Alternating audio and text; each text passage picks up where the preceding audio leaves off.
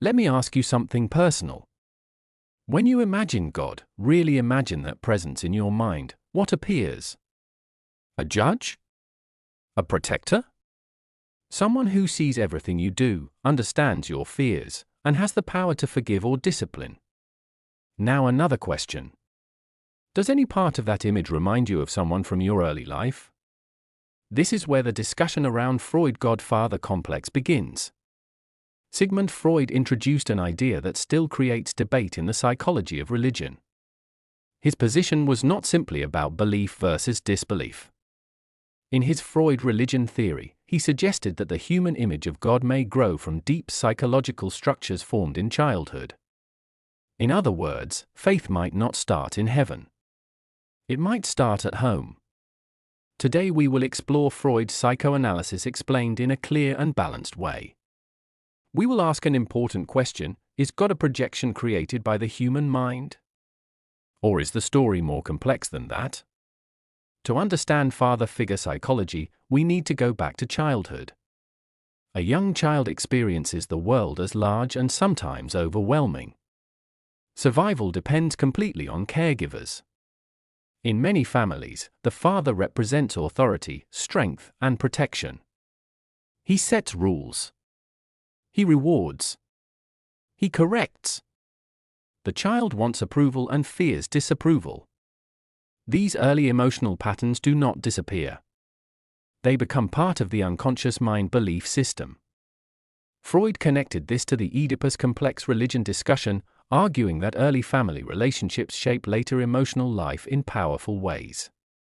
In Freud's Illusion of Religion, he proposed that the image of God develops from this early father experience. The human father is strong but limited. The God image becomes unlimited. The father may fail. God becomes perfect. The father is temporary. God becomes eternal. From this perspective, religion answers a deep psychological need. It provides structure, protection, and meaning. This connects directly to the question, why humans need God in the first place. At some point, every child recognizes that the father is not all-powerful. Maybe he makes mistakes. Maybe he shows weakness. Maybe he is absent. This realization can be emotionally unsettling. According to psychoanalysis and religion, the mind does not easily accept the loss of absolute protection. Instead, it may transform the father image. What was once human becomes cosmic. What was once limited becomes infinite. This is where modern research like attachment theory and God becomes relevant. Studies suggest that early attachment styles influence how adults relate to authority and spirituality. Some people experience God as close and supportive.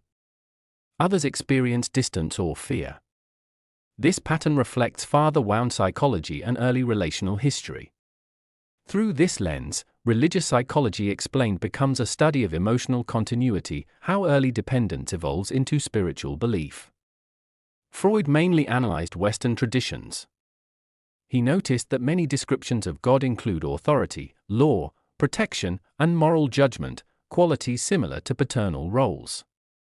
However, critics point out that not all religions fit this pattern. Some traditions emphasize mother figures, multiple deities, or impersonal cosmic forces. This challenges a simple version of Freud religion theory. This debate became central in the discussion of Carl Jung versus Freud. Carl Jung agreed that there is a deep link between the father image and the God image. But he believed the relationship worked differently. In-depth psychology explained, Jung described archetypes, universal patterns in the human psyche. He argued that the father represents a deeper symbolic structure. In this view, the father does not create God. Instead, both reflect an underlying archetype within the collective unconscious. This disagreement continues to influence the psychology of spirituality today. Freud believed these processes operate below awareness. The unconscious mind belief system shapes perception quietly. People do not consciously decide to project. The experience feels external and real. Consider dreams. During a dream, events feel independent from us. Only after waking do we realize the mind created everything. Freud suggested that some aspects of religious experience may function in a similar way. Modern cognitive science of religion studies related mechanisms. Researchers examine how humans detect agency, search for meaning, and develop supernatural concepts.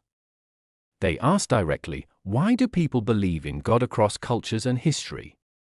Some findings suggest that the human brain naturally looks for intention and design. This may explain why belief is widespread. Still, explaining the origin of belief does not prove whether it is true or false. This is a major criticism of Freud's approach. Freud's model remains influential because it connects childhood development, authority, fear, love, and belief into one framework.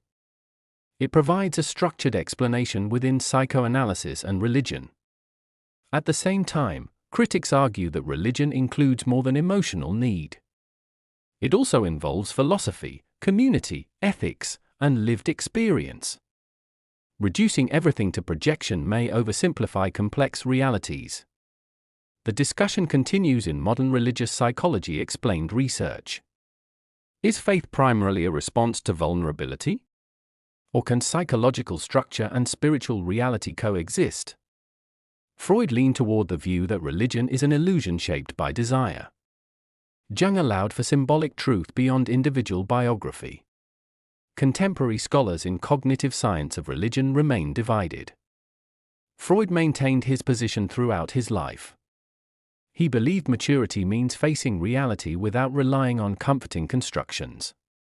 So we return to the central question. Is God simply a projection shaped by the Freud Godfather complex? Or is it possible that psychological need and metaphysical reality are not opposites? Exploring Freud's Psychoanalysis Explained, along with insights from Depth Psychology Explained and the Psychology of Faith, does not force a final answer. Instead, it invites reflection. Whether you are religious, uncertain, or secular, examining why humans need God and understanding psychology of spirituality can deepen self-awareness. The purpose is not to remove belief or defend it blindly. The purpose is to understand it.